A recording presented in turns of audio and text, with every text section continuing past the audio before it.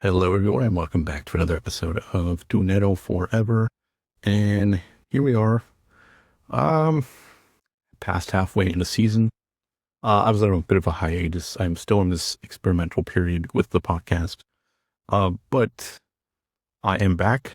I don't know for how long. These uploads are still going to remain kind of these far apart, inconsistent uploads for now, but I do want to get into a few things because a lot has happened since the last podcast, way back in the beginning of this season.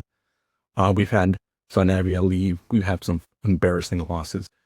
And most importantly, the one that I want to talk about right now, the departure of Abascal. Well, better yet, the firing of Abascal. Now, I want to get into a few things here because I think if you look at the picture in the scheme of things, just looking at past results, and if you watch the past few games, I mean, nothing changed. This is still a guy that doesn't know how to manage the second half. He gets cold feet. He makes terrible, terrible substitutions. And during the second half, he just can't hold on to a lead, and he just screws up wins and the most ridiculous wins. For example, the game against Atlas, ridiculous. The game against Puebla, embarrassing, absolutely embarrassing. And just looking at the table right now, because let's be real here, they're still technically in the Liguilla hunt, but let me go over the table right now, because San Luis currently sits 15th place with 11 points in 12 games behind Puebla. Okay? So that says it all, really. So, and then the 8th place team, America, is ahead by 6 points. So you're thinking to yourself, wait, maybe they have a chance. Maybe they can pull it off. But I want to bring you back down to reality here, because let's look at the schedule. Okay? So here's the schedule for that. Next game, Monterrey, at Toluca, home against Pumas, a gimme game. Oh, well, this is San Luis, and no game is a gimme, but at home against Santos, and then at Juarez. So, right off the bat, you're looking at about 3 losses in a row. Realistically, very realistically. Let's say you're going to get, for now, let's say you get, I don't know, maybe you get 2 draws out of a year. It'll eliminate them, but I mean, I'll be okay with it, honestly. So, a few things that I want to go with. So, Abascal, the last game against Leon, just, I mean, it's horrible. I mean, I think Leon outplayed San Luis at home.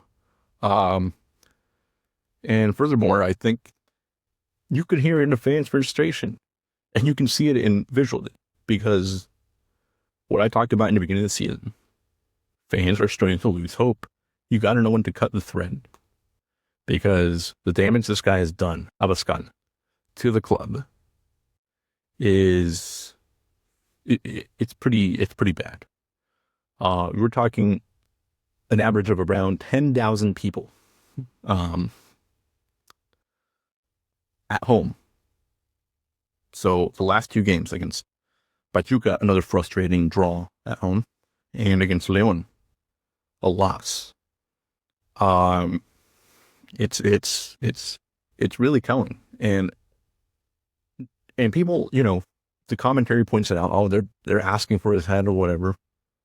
I mean, for those of us who have been watching consistently, they've been calling for his head since last season.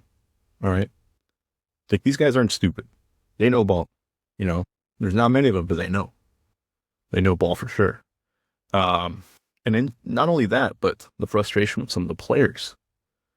So even, when we look at some players like, well, not necessarily a particular, some players are still well loved. So La Monge, loved, absolutely. Uh, and so like there's still those main fixtures that are there for the club. So they haven't turned the club completely. But honestly, it's not what I'm getting at here because, we have like Joao Pedro, who was absolutely loved, Benes Bouquet, respect this guy, he's done his part. Um, but it's really gone downhill because I think they just lost hope and people just aren't buying tickets. People aren't watching the games on TV. And then, they let go of fan favorites in the beginning of the season, like I said. So the first one that really hurt, of course, Sanabria or Dorado. And then came Sanabria in the middle of the season. So, yeah, it's been frustrating. And it doesn't look like things are going to change. And at this point, we got a new head coach. Well, we have an interim head coach for now, Raul Chabran, right? And he has he's stepping up for the reserves. So this is only temporary. I expect him to stick around for the last 5 games. And honestly, my very first target, I'm looking for a guy that knows the institution, a guy that has connections to Atletico Madrid, a guy that's won titles, all right, and recently disgraced from Leon, Nacho Ambriz. And I don't think you're going to break the bank here.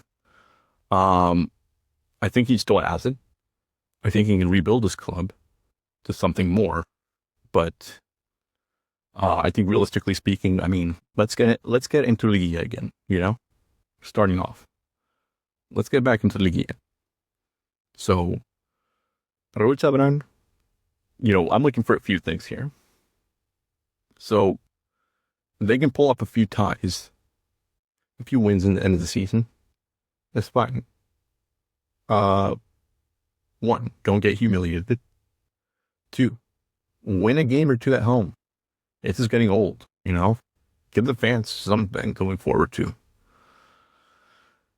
And those are the 2 main things here. And of course, beat Santos. I mean, this is a team that's in even worse shape than San Luis at this point. Coming up short against Santos, it's just getting beyond ridiculous at this point. So something definitely has to be done there. Get those wins, right? And honestly, I just think the main thing we have to look for here is the defense. Like it's been the same story for years now. The defense is just the weak point. Some shining spots there, I think, but not quite to get us back into the Guia yet. But better than 15th out of 18th place, I can tell you that. We should be in maybe 10th place at least, right? 11th. Just looking at the squad, And as I was saying earlier, one of the guys that they turned against, he's been Hanil Galdames, who has shown promise maybe about 2 years ago or so. But let's be real. He's been put in a situation where he gets subbed on. He's supposed to be the guy that turns things around, kind of like a super sub role, kind of like Vitinho a few years ago. Which, to the fans, that's carrying some pretty heavy weight. But they notice on the field, it's not that he's, scoring own goals. It's not that he's, doing things that are missing open shots or whatever. It's the fundamentals. He's not generating play. He's getting beaten to the ball every single time. No improvement. He was supposed to be a breakout star.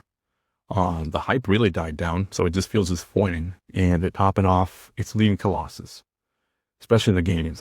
And it just, and the same's going to come for other players on this team at this point. So really, it's just been getting out of hand here. And another one that I wanted to point out. So with Sanabria's departure, we end up with Lucas Esteves, who's coming in from Brazil, proven guy, has experience. playing the left back position.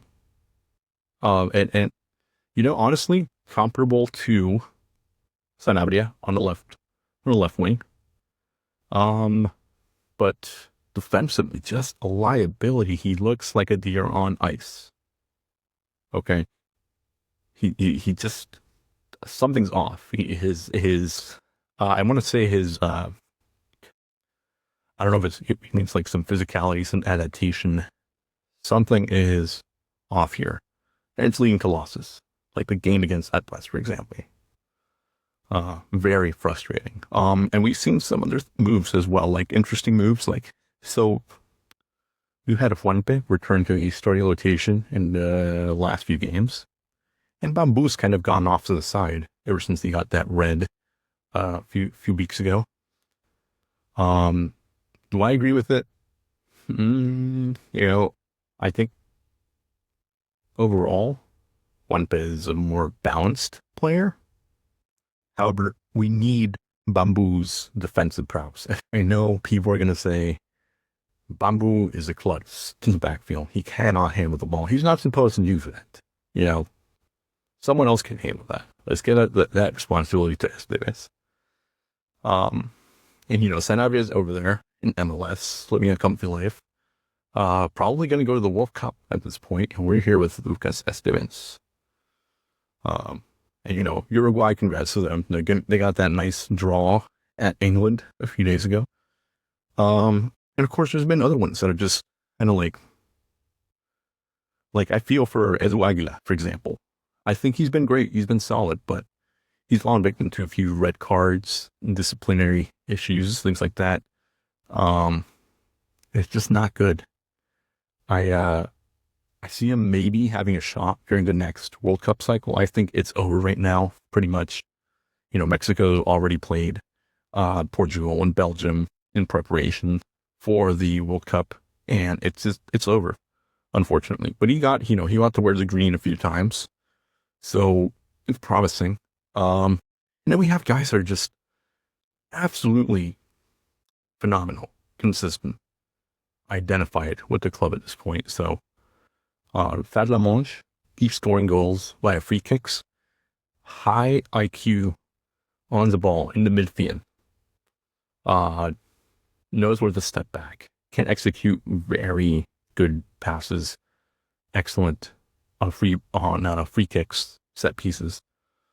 He more than makes up for his physical weaknesses. And of course, the big one that casuals might be aware of at this point, Joao Pedro, who has been on a roll, cooled off a little bit the last few weeks, but I mean, if you look at everything he's been doing, the effort's there. He's been winning balls. He's been going at the defense. He recovers the ball. He challenges everything. Great passing as well. So a multi-dimensional threat on a very underwhelming team this season. And of course, I mean, let's do some predictions to top things off here, because let's see the remaining schedule. At Monterrey this Saturday. Coming off of a international break with the friendlies and World Cup qualification going on. Congrats to Congo. Shout out to Iraq. So at Monterrey, we're looking at, Monterrey. I'm not saying Monterrey is absolutely unbeatable, because they have their own problems right now, right? But I mean, logistically, look at that roster, right? Monterrey's roster compared to San Luis's roster right now. Monterrey, fighting for their lives, heading into Liguilla at the ninth spot. And of course, about a month ago, they let go of familiar face Dominic Torrent. So, and in that team, as I was saying, the roster, we're looking at guys like, Salcedo, We're looking at Rica Chavez, another familiar face. Arteaga, right? Aguirre. Tecatito Corona, he's out on injury, if I remember correctly. Fimbres, right? Jurjevic, De La Rosa, Canales. Come on. I mean, this is a stacked team. Um, it's. I'm gonna predict a loss here for San Luis. Unfortunately, it's going out with an interim head coach. At Toluca, I don't need to say much here. I think this is going to be another loss, unfortunately. Yeah. Hosting Pumas, so this is a big one. Not because I think they'll be in contention for Liga at this point, but because so the fans above here, right? A big team's going to come in. You got all these visiting fans coming, even locals who are just big Pumas fans. Probably going to be the majority. Oh,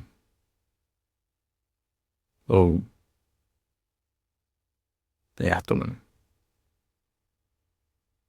and of course, closing out against Santos and what is, I think should be moves as well.